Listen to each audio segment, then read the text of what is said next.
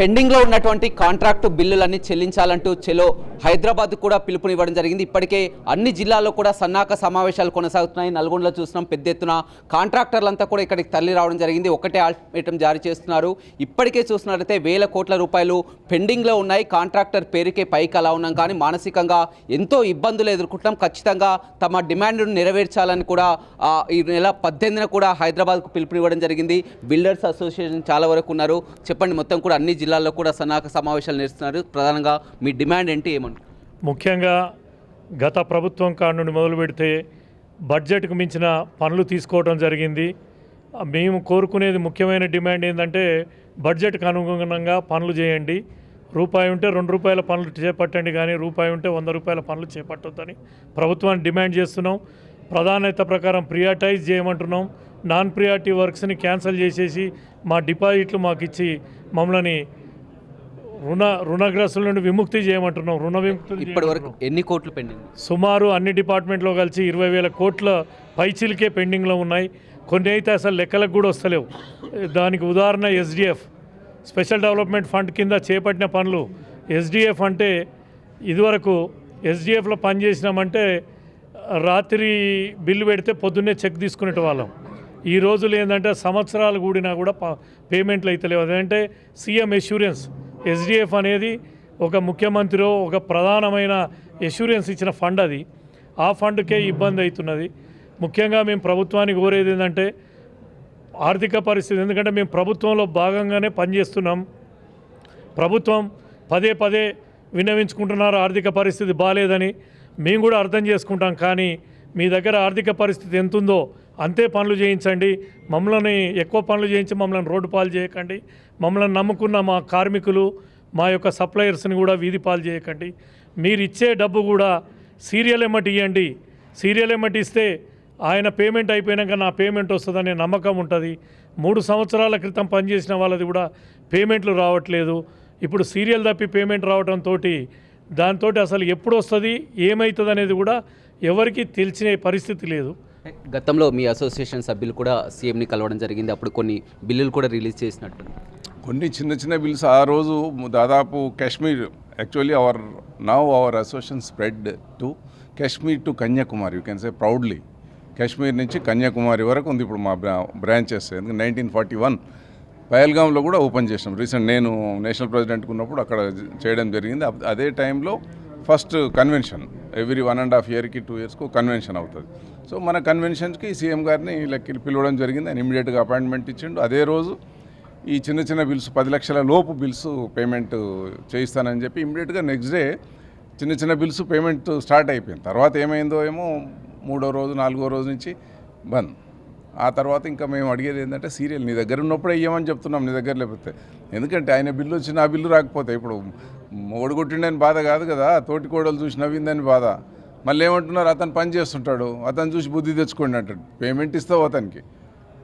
ఆ విధంగా తయారైపోయింది. మళ్ళీ అతనికి ఎవరికి ఇస్తారు, ఎందుకంటే అతను తన కెపాసిటీ నీ దగ్గర లేదు, నువ్వు ఆర్థికంగా వెనుకబడి. నా బిల్లు పెండింగ్ పెట్టి నన్ను ఆర్థికంగా వెనుకబడి, ఎవరైతే ఆర్థికంగా వెనుకబడి వేసినారో అతనే అంటున్నారు నువ్వు ఆర్థికంగా సరిగ్గా. వీళ్ళే చెప్తారు ఆఫీసర్స్, ఆయన చేయలేడు వర్క్, ఆర్థికంగా వెనుకబడి ఉన్నాడు, చాలా ఇబ్బందుల్లో ఉన్నాడు. ఇది ఎక్కడి దరిద్రం రా బాబు, ఈ విధంగా తయారైంది. సో మనకు వాళ్ళ దగ్గర ఉన్నప్పుడే ఇచ్చినా సరే సీరియల్ గీయమని. అదేవిధంగా సంకినేని కృష్ణారావు ఉన్నారు. మీరు దాదాపు 40-50 ఏళ్ల నుంచి కూడా చూస్తున్నారు, గత ఎన్నో ప్రభుత్వాలను కూడా చూస్తారు. ఏంటి కారణం? మీరు అన్నట్టు కూడా ఇందాక అన్నారు, ఇది పాత బిల్లులని కూడా చాలా వరకు చెప్తున్నారు. ఈ సమస్య వేరే రాష్ట్రంలో కూడా, పక్క రాష్ట్రంలో కూడా నేను చేసాను. ఆ గవర్నమెంట్ రాగానే ఒక 3 monthsలో ఒక జియో ఇష్యూ చేసింది. 25% కన్నా ఎక్కువ వర్క్ చేసిన నుంచి తక్కువ చేసిన వాటిని క్యాన్సిల్ చేయమని, ఏమిని రిటర్న్ చేయమని ఆ రోజు చెప్పడం జరిగింది. ఆ రకంగానే మీ లెటర్స్ పెట్టుకున్నాం, బీజీలు కూడా రిటర్న్స్ ఇచ్చారు. ఆ 25% చేసిందని పేమెంట్ కూడా ఇచ్చేసింది.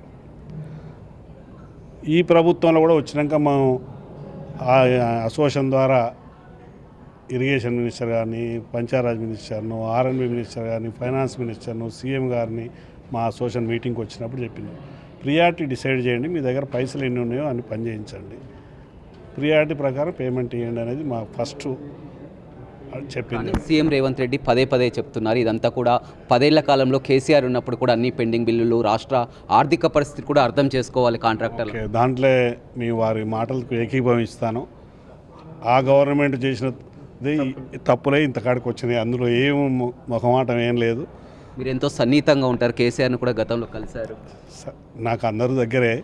అయినా ప్రభుత్వం ఎలక్షన్ దిగిపోయే ముందు శాంక్షన్లు 1000 కోట్ల శాంక్షన్లు, ఆ 1000 కోట్ల శాంక్షన్లే ఇప్పుడు ఈ గవర్నమెంట్కి గుదిబండగా మారినాయి. అదే మేము చెప్పినాం, నాట్ స్టార్టెడ్ వర్క్స్ ఏవి ఉన్నాయో అవి తీసేయండి అని లబోదీబో మొత్తుకుంటాను. మా ఈ గవర్నమెంట్ వచ్చిన కాంచెలు వారికి మంచి పనికి గురించి గవర్నమెంట్ నడవాలి, మంచిగా ఉండాలని మీ ప్రియారిటీ మీరు డిసైడ్ చేసుకోండి. ఇప్పుడు కొత్త ఎమ్మెల్యే గెలిచిండ్రు, వారికి అయితే ప్రియారిటీ ఉంటుంది.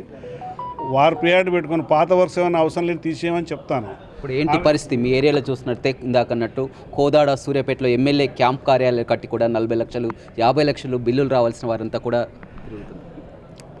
అవన్నీ కూడా ఇటువంటి వాళ్ళు చాలామంది ఉన్నారు. ఇప్పుడు మేము ప్రియారిటీ డిసైడ్ చేసి ప్రాబ్లమ్స్ అన్నీ పోతాయని, ఎవరు ఫస్ట్ అని నా బిల్లు మొదలుంటే నాకు వీరి బిల్లు తర్వాత ఇస్తే ఈ ప్రాబ్లమ్స్ అన్నీ పోతాయి. మీకు ఇటువంటి రోజులు వస్తాయని మేము అనుకోలేదు. ఈ పోయిన గవర్నమెంటే ద్వారా ఈ గవర్నమెంట్కు మొదలైంది. పోయిన గవర్నమెంట్లో 20,000 కోట్లు, అప్పుడే 10,000 కోట్లు, 20,000 కోట్లలో 10,000 కోట్లు వారి బిల్సే, ఎవరు టీఆర్ఎస్ గవర్నమెంట్ బిల్సే.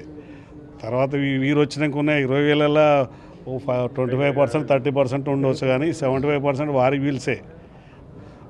ఈ పోయిన ప్రభుత్వం బిల్స్ ఉన్నాయి. ప్రభుత్వం శాంక్షన్ క్యాన్సిల్ చేస్తే గొడవ పోతుంది కదా. ఇప్పుడు మేము కూడా వదులుకుంటే ఇప్పుడు నార్కట్పల్లి రోడ్డు ఉంది ఒకటి, నేను చేస్తలేను, నా తీసేయమంటాను ఈ లెటర్ పెట్టి. నగరకాలు ఉన్నాయి, మిర్యాలు కూడా ఉన్నాయి, విపరీతం శాంక్షన్లు టెండర్లు అప్పుడు ఎమ్మెల్యేలు పెట్టుకున్నారు. ఇప్పుడు వాళ్ళు ఈ ఎమ్మెల్యేలు కూడా అడుగుతలేరు, అవి కావాలంటలేరు, వద్దంటలేరు. అటువంటి తీసేసి మళ్ళీ కొత్తగా శాంక్షన్ తీసుకోండి, అవసరం ఉన్నాయి శాంక్షన్ చేసుకోండి అని అంటున్నారు. ఇప్పుడు మెయిన్గా దీనివల్ల ఇంకా అతి భయంకరమైన పరిస్థితి ఏమంటే బిల్స్ అందరూ ఒకరు మండల్ ప్రెసిడెంట్ కూడా నేను కొట్టిస్తానా టోకన్ అంటాడు, సెక్రటరియట్లో పనిచేసేవాడు కూడా ఒకటి నేను కొట్టిస్తానా టోకన్ అంటాడు, చిన్న సెక్షన్ ఆఫీసర్. అంటే ఇంకెక్కడ దిక్కులేక ఎవరెవరినో నలుగురు ఆ ఎమ్మెల్యే దగ్గరికి ఈ ఎమ్మెల్యే దగ్గరికి, అది తీరా అది ఎప్పుడు వస్తుందో తెలియదు, ఎవరు ఇప్పించినో తెలియదు. ఈ నలుగురు వస్తారు బిల్లు వచ్చినప్పుడు, ఏమైనా ఇంకా ఊరికనే అంటారు, అన్నా నీది ఇంకా రాలేదా టోకన్ చెప్పినా కదా అంటాడు, అది వస్తేనేమో నేను ఇప్పించిన అంటాడు. ఎవడే ఆయన వస్తాడు మళ్ళీ ఇద్దరు, ఏమైందన్న నలుగురు. ఇట్లాంటి పరిస్థితులు ఆ పంచాయతీలు కూడా దింపడం జరుగుతుంది అసోసియేషన్లో. ఇంకా భయంకరం, ఎందుకంటే we can solve 10 sons 1 father ఏదైనా డిస్ప్యూట్ వస్తే ఏంటనేది సాల్వ్ చేయొచ్చు. కానీ ఇప్పుడు పరిస్థితి ఏంటంటే 10 fathers 1 son ఎట్లా చేస్తారు, ఈ విధంగా తయారైపోయింది. ఎవరు ఇప్పించిన పేమెంట్ బాధ ఉండే ఎవరినో అప్రోచ్ అవుతారు. ఫస్ట్కి శ్రీనివాసరావు గారిని అప్రోచ్ అయినారు అనుకోండి, వారు 1 నెల 2 నెలలు ఇవ్వలేదు అనుకోండి, ఇంకోరిని అప్రోచ్ అవుతారు, అదో 2 నెలలు ఇవ్వలేదు అనుకోండి, 3వ ఆయన అప్రోచ్ అవుతారు, ఆఖరికి 4వ ఆయనకు అప్రోచ్ అయితే బిల్లు వచ్చింది, మీ 3 వస్తున్నారు మేమే ఇప్పించినామని. అట్లా అది 18వ తారీఖు రోజు ముఖ్యంగా మేము ఏంటంటే ప్రభుత్వానికి మా యొక్క ఆవేదనని డైరెక్ట్గా తీసుకుపోయే వ్యక్తి మేము ఎవరినో ఒకరిని ఆ లోపల మేము జానారెడ్డి గారిని కూడా విన్నవించుకున్నాం రమ్మని. కోదండరామ్ గారు రేపు మార్నింగ్ టైం ఇచ్చారు. ఈ ప్రభుత్వానికి మా యొక్క ఆవేదనని డైరెక్ట్గా వినిపించి మాతోటి ఒక సమావేశం ఏర్పాటు చేసి దీని నుండి ఎట్లా అధిగమించాలనేది ప్రభుత్వం దృష్టికి తీసుకుపోవాలనే మేము, ఒకవేళ కాని ఎడల మేము చెప్పాల్సిన అవసరం లేదు, ఎక్కడికక్కడ పనులు అయితే ఆగిపోతాయి. రైట్, చూడొచ్చు ప్రభుత్వం ఇప్పటికైనా కానీ ఆలోచించాలి, పనులను ఎక్కడికక్కడ కూడా నిలిపివేస్తామని చెప్తున్నారు. ఏళ్ల తరబడి కూడా మొత్తం ఆర్థికంగా ఎంతో నష్టపోయాము, ఇప్పటికైనా ప్రభుత్వం గ్రహించాలని కూడా చెప్తున్నటువంటి పరిస్థితి కనిపిస్తుంది. 18న చెలో హైదరాబాద్కు పిలుపునిచ్చాం, అన్ని జిల్లాల నుంచి కూడా పెద్ద ఎత్తున కాంట్రాక్టర్లు తరలి వస్తున్నారు. ఇప్పటికైనా కానీ 18 లోపు కూడా ఎవరైతే ప్రజాప్రతినిధులు కూడా కలుస్తాం, ఖచ్చితంగా తమ సమస్యను పరిష్కరించేంత వరకు కూడా పోరాటం చేస్తామని కాంట్రాక్టర్ బిల్డర్స్ చెప్తున్నారు. రవితో రమేష్, బిగ్ టీవీ, నల్గొండ.